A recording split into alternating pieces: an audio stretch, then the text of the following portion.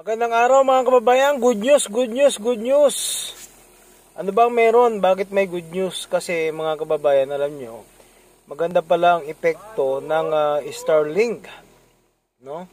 Sa mga kabuhayan diyan po sa mga liblib na lugar kasi yung lakas po ng internet ng starlink na manggagaling po ng satellite na hindi na po kailangan ng mga kable-kable ay pwede na pong magtayo ng infrastructure o mga negosyo dyan sa mga liblib na lugar, no? Kung saan mga kababayan ay mura po ang mga lupa, mura po ang renta, no? At lahat po ay makikinabang dyan po sa mga liblib na lugar. Panoorin po natin, no, kung gaano kagandang epektong ito, no? Mula po sa isang social media na sikat ngayon. Ito, panoorin po natin mga kababayan.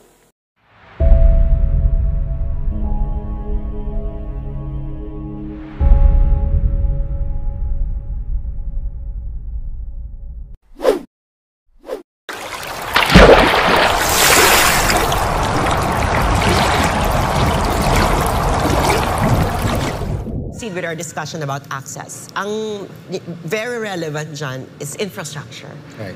What is the status of our ICT infrastructure in the Philippines? Well, it has room for improvement. Itago na lang natin siya sa pangalan, there's room for improvement. Okay. But our technology is catching up. So what's good right now is in the past, we're so dependent on physical infrastructure in order to provide access. Okay. But we are seeing that technology is actually solving itself. Okay. Example would be satellite. Yes, recently, di ba, Yes. we already have a agreement with Starlink, with Elon Musk. That's correct. Starlink. That's correct. Last Friday. Last Okay. Friday. So medyo pareho pa lang yung edad namin in this area. No? I'm 4 years old and they're about 6 years old. So with this new satellite technology, we're able to now reach the islands.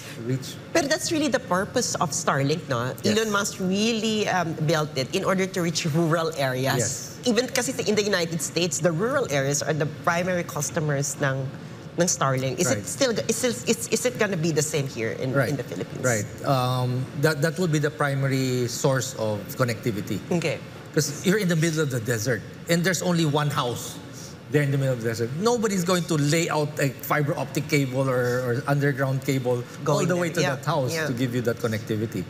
So, or up in the mountains, no? In the cabin in the mountains. So this is really a very game-changing solution, providing access. And the speed is amazing. Download speed is about 200 Mbps. Is it faster than our internet?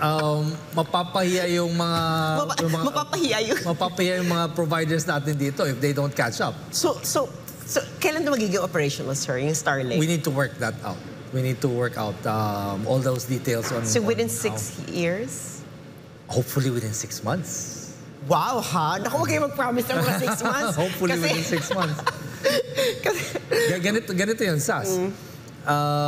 Elon Musk is planning to launch about 40,000 satellites. 40,000? 40,000 satellites. Within? All over the world, over a period of time. Okay. I think he's already launched almost 2,000 satellites. Okay. And of those 2,000 satellites, the Philippines is one of the first to have access to those first 2,000 satellites. So we need to map out first. Kasi pagbagsak ng satellite, no, may footprint yan eh. Dapat malaman natin anong mga isla ang nakakover ng footprint at ano yung mga nasa gap. Kasi may gaps yan. So it doesn't really cover the entire archipelago. No. So you need to see So may mga ano rin pala, may mga dead spots. So dead spots. once makita natin kung saan yung footprint ng mga satellites na yun, then we look at the communities there. Kasi siyempre, may mga isla na walang tao eh. But kung may tao doon, yung mga communities, may provider na ba yan o wala?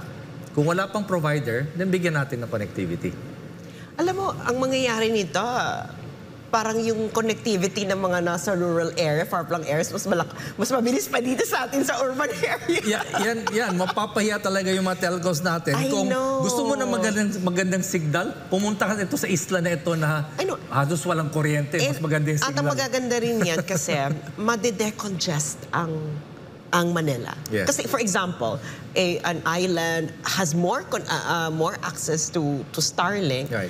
I think it's better to build a business there than in Manila, no? Where nakipag-agawan ka sa lupa, sa renta na napakataas, and all of those. So that could also solve our migration issue. Exactly. That could provide reverse migration from the metropolis, from the urban areas into those areas, because they can now engage the world from those islands. Ang kinakabahan ko dito kasi yung gentrification.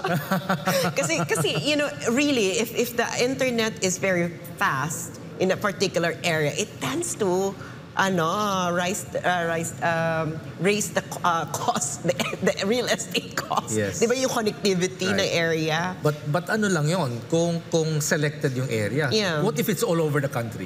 Oh, that's a different thing. This is a really good good development. Right. Pero in terms of non-satellite we have solutions infrastructure. There too. We have solutions there too. Okay. Remember the Facebook? They're providing us with 2 terabits of broadband. Okay. And it's landing on Baler, Aurora. And the terrestrial line connecting from Baler, Aurora to Poro Point, La Union is already there. And then it's coming down to Clark.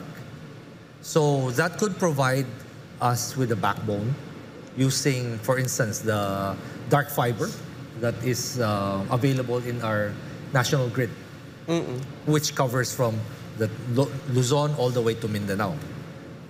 So the dark fiber of the national grid could provide a significant backbone for our communication. Then from there now, we do our last mile connectivity. Okay. From those backbone to the rural areas, landlocked rural areas like mga barangay na nasa bundok, mga medyo malalayong lugar. So that's on the land side. We can do the last mile can be wired, can also be wireless. If it's wireless, then there will be less towers for the terrorists to blow up. Yeah. Because it's wireless. And you don't need less the land could be used for other things other than just building cell towers. Yes.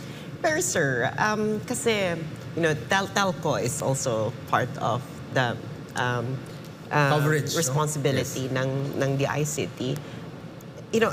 When I came back from the Netherlands, I'm so amazed na, I've been there, I lived in the Netherlands for 11 years. When I came back, I was like, ito pa rin yung providers. You didn't really see new players who could make the telecom industry flourish because of, the magic of competition. What's stopping us from having more players? Well, what's good this time is our legislators have passed several laws for investment. Okay. Liberalizing investment. And you see the Public Service Act, you see the investment incentives. These are very, what do you call, laws that would open up the competition. Open up the competition. A lot of investors who have been complaining that whenever they want to invest in the country, our investment laws are so restrictive. They exclude several industries and basically protect those industries from investments abroad. Okay. So with the liberalization, I would expect there will be more interest now for foreign investors to come in and look at the possibility of investing in these segments or in the industries that used to be blocked off from them. So yun yung mangyayari na kasi they already passed the economic liberalization. Yes. law na it would open up the competition. Yes, in fact... and do you have high hopes that it would let's break up the, I don't know, it's almost a monopoly. let's see. Let's see kung ano but I'm hearing that investors have already started asking. Okay. Foreign investors. Especially with telco, no? We're like 100 million people, and then a lot of Filipinos are really hooked up on social media. So it's really a good investment.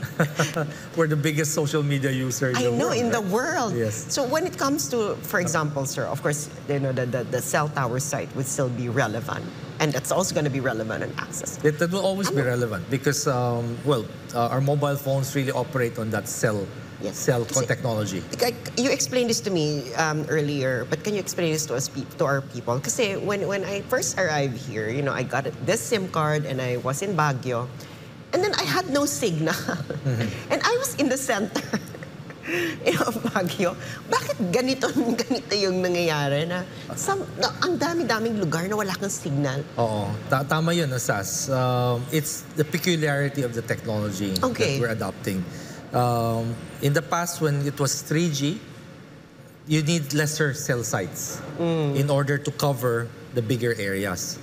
With 5G, the cell sites have to be nearer each other.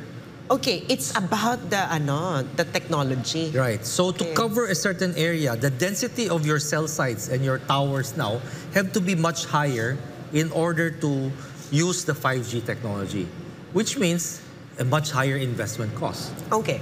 A much higher investment cost. So with this development move into that technology, our telcos now would have to pour in more resources and more capital to do that.